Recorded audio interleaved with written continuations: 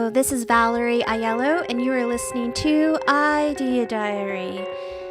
Thanks for coming back, y'all, and hanging out. I am hungover, I guess, technically. So I missed a show yesterday, which is okay, because someone wanted to have an early cocktail, which I did. And then, I thought I could possibly take a nap and then get to recording later, because I usually do this at the end of the day anyway. But yeah, so that didn't happen. So now I know if I want to get distracted and have drinks with somebody, I definitely need to get the show at least recorded, if not recorded and uploaded, before I do that. So, lesson learned, no drinking until I've recorded, and no shows on travel days. Try to have backups. I'm trying to go every day, but if I only get 300 shows out of 365 days, I'm cool with that too. But, I do like the everyday thing. So I was listening to, you can go down a rabbit hole of reaction videos for people reacting to old songs they never have heard before. And I kind of predict, just my prediction, but I feel like old underground bands and things are going to be dug up, and we're going to have songs and bands on charts that are 30 years old or 40 years old or even more. I feel like the one thing that is kind of happening, and I've kind of felt this through, I kind of remember the internet happening, and I remember Napster happening, and I saw the death of the record store, and I worked in a record store, and then I worked at a record label, and I just I saw how everything unfolded with music through a lot. I remember getting CDs for Christmas and it being brand new technology, I remember getting vinyls for Christmas in the 80s.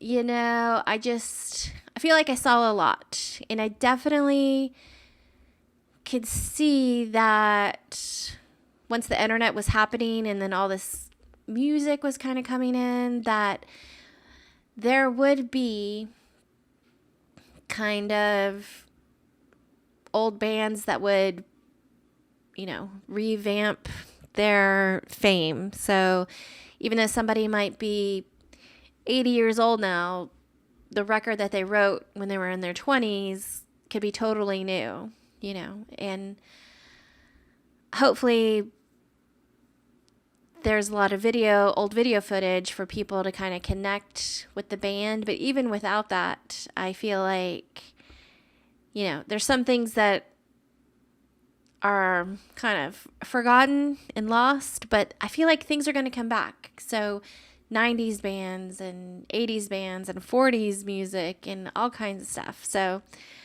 I was just watching videos today of people reacting to the Kenny Rogers song Lady. And it's super funny because the words, a lot of the girls are crying because the words are just like, what every girl dreams a guy would say to her kind of thing.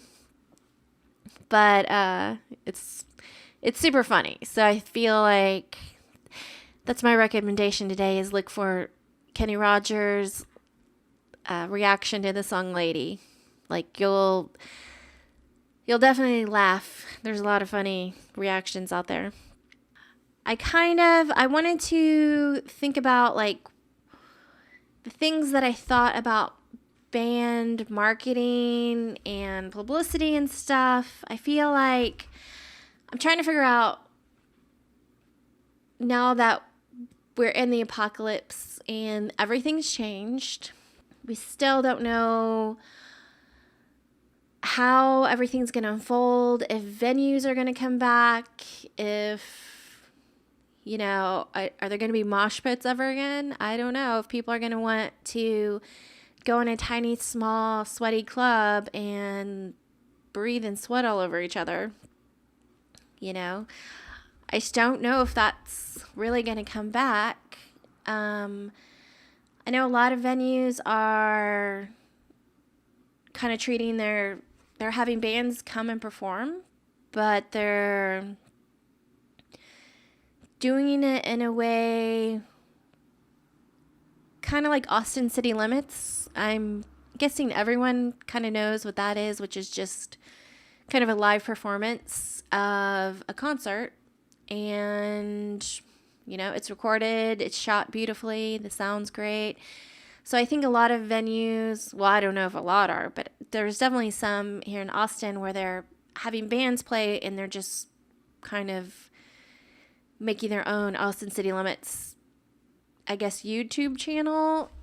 But I do have kind of a record of things that I thought, 2013-ish time to, and a lot of it was relevant, but a lot of it's not relevant anymore. I think a lot has changed, and I don't know how it's going to change. And the problem is, like, one of the things I would tell bands to do would be pick 3 bands that you like that you think have a ton of money to do whatever they want. Whatever their marketing ideas are, they can make it happen.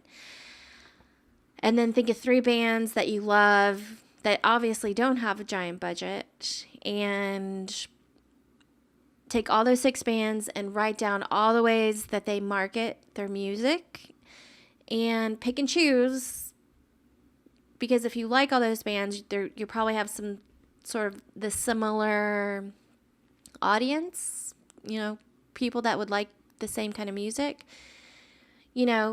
Pick all your favorite marketing things that all of those 6 bands do. Just make a giant list, pick your favorites, and try them, because there's no formula for success, especially for bands. Record labels can spend millions of dollars on every single artist they sign, and they're still only going to get a handful of hit makers or whatever it is. And I feel like now that the record label slowly become less and less relevant, and the bands are having to do things on their own, it's really just, there's no formula. There's somewhat of a path that you can take, but really it's all totally unique to each person and to each band. So I was kind of thinking, like, okay, what did I used to think before, and what can be the new ideas now, like the new suggestions, because who knows? But also the problem is that everything is so new that even the big time bands with unlimited funds nobody knows what to do. So everyone's, it's kind of that thing where celebrity is becoming less and less of a thing with each passing day, I feel like. Yeah, I don't know if celebrities are going to exist, like, maybe not totally disappear, but the allure of what it meant to be a celebrity, I feel like is kind of becoming less and less relevant, because you can just talk to the fans now. I've seen some bands that are releasing records right now in 2020, and they're still going on the same old talk shows, the Jimmy Kimmels and the Jimmy Fallons and the Conan O'Briens, and just kind of doing the same Today Show, morning show stuff. They're kind of doing the same loop. And it's like, it's not that it's bad to do that, but it's like not the best. I feel like you have a direct connection with all your fans. I feel like if they were to connect with like some YouTubers that are super fans, and then just promoting their music in a different way. I feel like things are changing, and there's different ways to connect with people. So for me right now, I'm just trying to think, okay, what did I think before? Archive that, and then what do I think now? Because there's some things I feel like are never going to change. Like, when you have a band, there's going to be one band member that does everything, and other band members, people split it up. Like, one person might get the shows, one person might have all the connections, one person might do all the artwork. But usually, from what I've seen, it's like one person takes the reins, and then everybody kind of like follows along. What is good advice? I know for sure, 100% now, hindsight 2020, but I know for sure that not monetizing your social media and being on social media platforms where there's no chance to monetize it, that's the wrong approach. So monetizing your social media, creating a show, connecting with people one-on-one. I feel like, it doesn't have to be one-on-one like you're having phone calls with everyone that likes your band. But what I'm saying is doing something like this where it's a daily show and you're talking and you can respond to comments and, all sorts of weird stuff. But, having band practice on Twitch where you're working with the band and there's like a live feed and you're practicing and everyone's donating money to you, and your band practice can now be a revenue stream. And when people are making comments in a live stream, you can definitely talk to them right then and there. And it's like, that's what I'm considering one-on-one, not like a personal relationship type of thing. So it kind of gets confusing. It's okay to put up some limits. You need friends, real life friends, but it's okay to have internet friends and still connect with people and still be not unique, but what's the word? Just I don't know why I can't think of the word, but to be sincere and to really feel like you care about people that like what you're doing. So anyway, I feel like that's what I'm working on today, is figuring the old way of things and the new way of things. I think I've got a handle on the social media. So like websites are, it's good to have a hub of a website, but what does that mean? Now, it's, if you have a band and you probably really do need an e-commerce platform. It can't just be like a website that sits there and does nothing. But it also can just be a navigation tool to go to different places on the internet. Yeah, I don't know. There's so many things that have changed. How are you going to target your ideal audience? Where are they hanging out? What kind of content is going to be valuable? What kind of content is doable for you to actually make, on a consistent basis? It doesn't have to be every day, but I feel like I said, the everyday thing is for people that aren't good yet at creating content. I feel like you've got to jumpstart practicing creating content and trying to make something valuable by just doing it every day and sucking for a little while. I think that's okay. And now cross-promoting with other bands is probably a lot easier because now everybody is kind of forced to stop playing shows and just focus on the internet. Like, how can you market your band and your brand just without playing shows, you know. I think you still have to write songs, you know, but you don't have to play live anymore, or you can't play live anymore. But you could work on a performance, like a television style performance, live performances.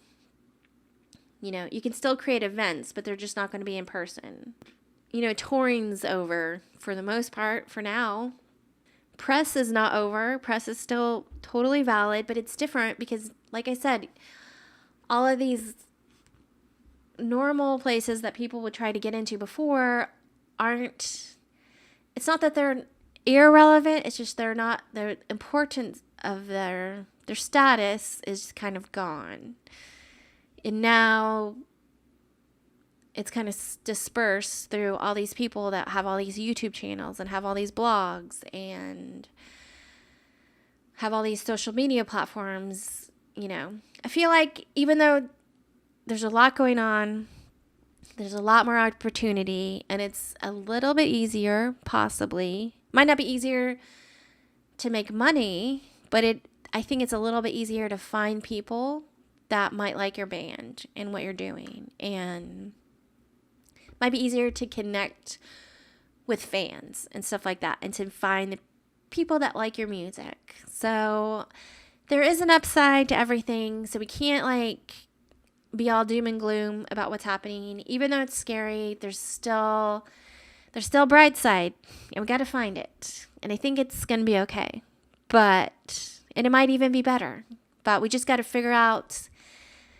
fine-tune the path, and, you know, just keep your chin up and keep making art, and keep making music, and keep making.